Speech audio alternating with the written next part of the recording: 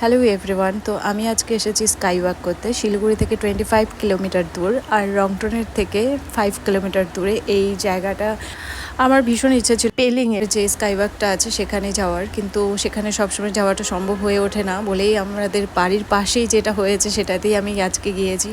এটা ছোট হলেও ভীষণ সুন্দর, আর অনেকজনই এই উপভোগটা করতে পারবে। যারা যারা অনেক দূরে যেতে পারো না তারা এখানে আসতে পারো। আমি লোকেশনটা বলে দেবো, একটু ওয়াচ করো ভিডিওটা। যাদের সিকিমের যে স্কাই ওয়াকটা আছে সেটা করার ইচ্ছা আছে কিন্তু সিকিমে যাওয়ার প্ল্যান হচ্ছে না, অথচ দার্জিলিংয়ে আসার প্ল্যান হচ্ছে, তারা কিন্তু জমিয়ে এই স্কাই ওয়াকটা উপভোগ করতে পারে। তোমাদের এই লোকেশনটা আমি বলে দিচ্ছি। জংশন থেকে দার্জিলিং মোড় থেকে রোহিণীর দিকে না গিয়ে রংটনের দিকে কারসিংয়ে উঠতে হবে। আর রংটনের থেকে মোটামুটি 5 কিলোমিটার দূরেই আপনারা এটা পেয়ে যাবেন। সাথে একটা পার্কও পেয়ে যাবেন পাশেই, বাচ্চাদের খেলনার পার্কটার নাম হর্নবিল। যারা যারা ভাবছেন স্কাই ওয়াক করতে ভয় লাগে তো তারা পার্কে বসে ওয়েট করতে পারেন। যারা যারা খুব ইন্টারেস্ট আছে যে স্কাই ওয়াক করবো তারা এই স্কাই ওয়াকের দুই দিকেই আপনারা উপভোগ করতে পারবেন।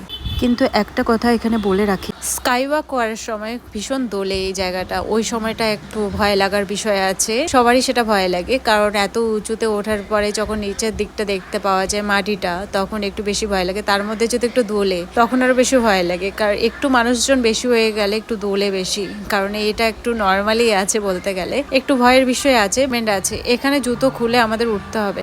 এটা সবার সেফটির কথা ভেবেই করা, আর এটা সবাইকে করা উচিত, মানাও উচিত।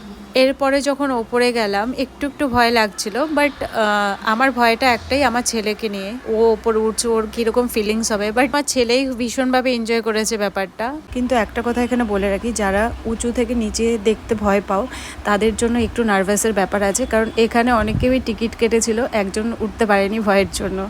বাট আমার দিক থেকে তো যদি তোমরা দেখো তাহলে আমি একটাই কথা বলতে চাই, डर के आगे जीत है और ये जीत हमको अपने लाइफ में हर टाइम चाहिए, क्योंकि ज़िंदगी में हर एक टाइम जीना चाहिए अलग अलग टाइप में।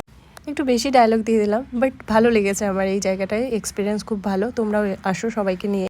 100% বলছি, ভালো তো লাগবে, কারণ জায়গা আর ভিউ আর এই নতুন স্কাই ওয়াক এক্সপিরিয়েন্স সবারই ভালো লাগবে, কারণ আমার ভালো লেগেছে তাই সবারই ভালো লাগবে, এটাই আমি ভাবি।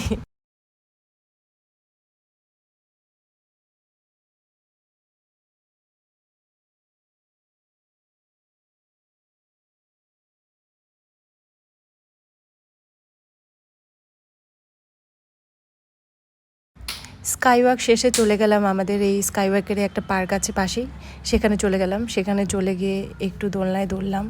আমি আমার ছেলেকে তুলে দিয়ে আমি নিজেই দোলনাতে দুলছিলাম। অন্যান্য পার্কগুলোতে বড়দের দুলতে দেয় না, কিন্তু এখানে কিছু বলেনি আমাকে, কারণ আমি এখানে দুলেছি অনেকক্ষণ ধরে।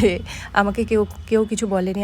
মনে হচ্ছিল যে বড়দের জন্যও করা হয়েছে এই দোলনাটা। সবসময় বাচ্চারা কেন দোল খাবে, আর আমাদেরও তো মন চায় মাঝে মধ্যে একটু দুলি, যতই বুড়ি হয়ে যাই সবাই কুচবি। Thank you guys for watching this video and stay tune. Next ব্লগের জন্য সবাই ওয়েট করে থেকো। টাটা।